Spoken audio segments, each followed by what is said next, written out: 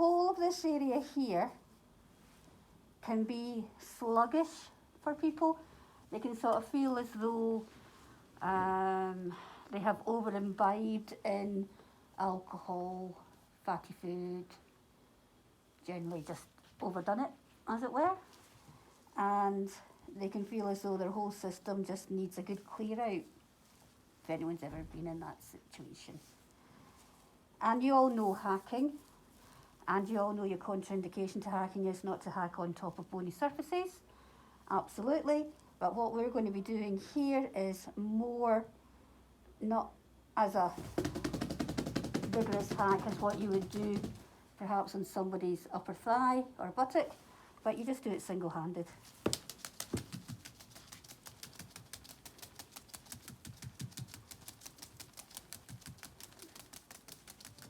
And that one can actually feel quite nice. And then you can hack on the plantar of the toes as well.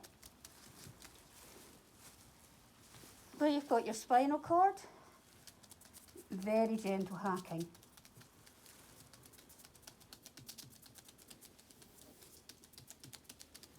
So we're not going in as vigorous as what we would normally do if we were hacking on a muscular area.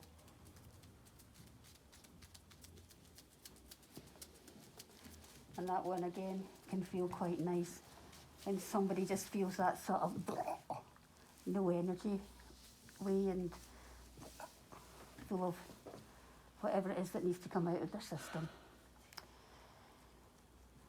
This one is called the lymph pump, and it's really, really good when you have people who have swollen ankles or who have tightness here.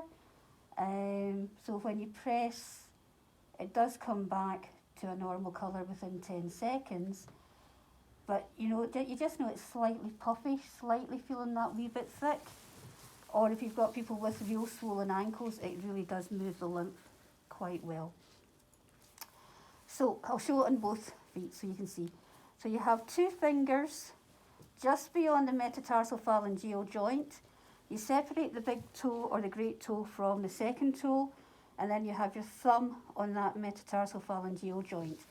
You cup underneath the heel just to support and keep it steady. And it's a flexion and an extension at that metatarsophalangeal joint. It's not a rotation, it's keeping it in the same plane, and it is flexion and extension. And that really pushes the lymph up. You can actually see ankles coming down with that one. It's really good.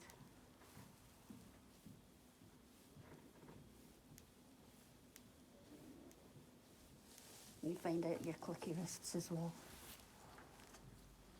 So separate the big toe, great toe from the other toes, thumb on the metatarsophalangeal joint, 2 fingers just beyond that metatarsophalangeal joint, cup under.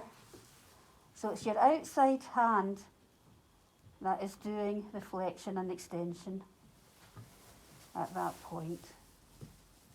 And that can be really, really effective for thick ankles, puffy ankles, and if you've got some extra lymphatic work needing to be done, it can really help with that.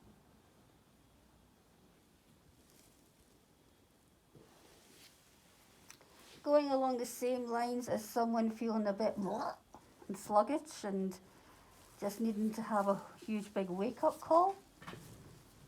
This would obviously be done at the end, it wouldn't be done at the beginning, but this one can be quite stimulating, shall we say. So, hold and support with your inside hand. Fingers, your first line of joints is on, and then you slide down to the next line of joints, slide down to the next line of joints, slide down to the next line of joints, until finally your fist comes down. So it's a roll down of your hand. So you're on, you're rolling, rolling, rolling, rolling, curl, curl, curl, and then finally you're down. Watch out for the plantar tendon because that can be really painful, and if you catch that with your knuckle as you're coming down, that can really hurt. So really watch out for that. So pull the foot towards you when you're doing that. Don't have it dorsiflexed. So inside hand holds and supports, first line of joints, second line of joints, third line of joints, fourth line of joints, and then finally your wrist coming down. So it's a roll down the foot. Must admit it's a lot easier when you use talc and not gloves and oil, but it's a really, really nice one. And it globally takes all your digestive system and helps with that kind of feeling full and sluggishness.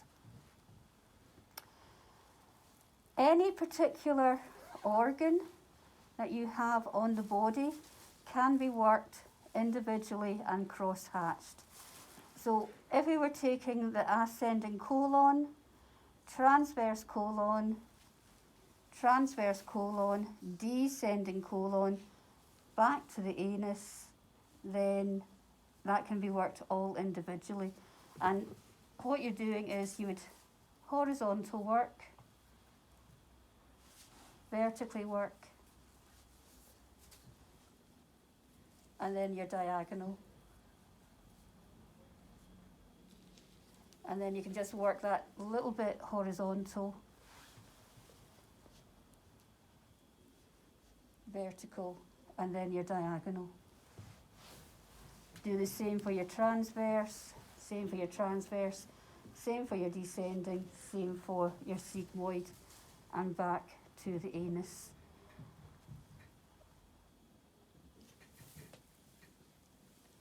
The malleolus to the outer corner of the heel.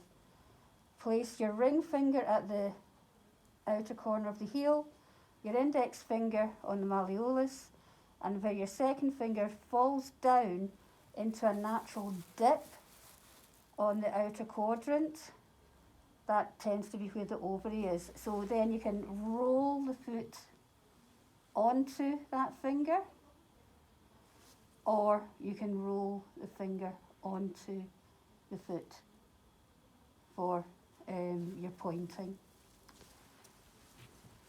To work for the uterus, ring finger, index finger, where that hollow is naturally for your second finger. Again, you can rotate on that point. So this would be uterus and prostate, or you can rotate the foot onto that point for your pointing. Show you on this side.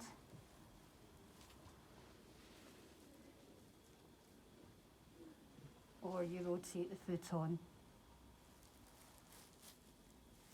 And then show you on this outer side.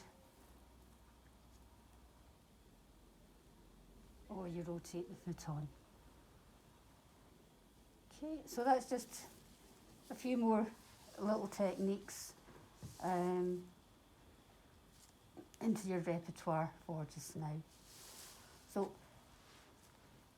just do those little ones to begin with, and then anywhere you want to start with your reflexology.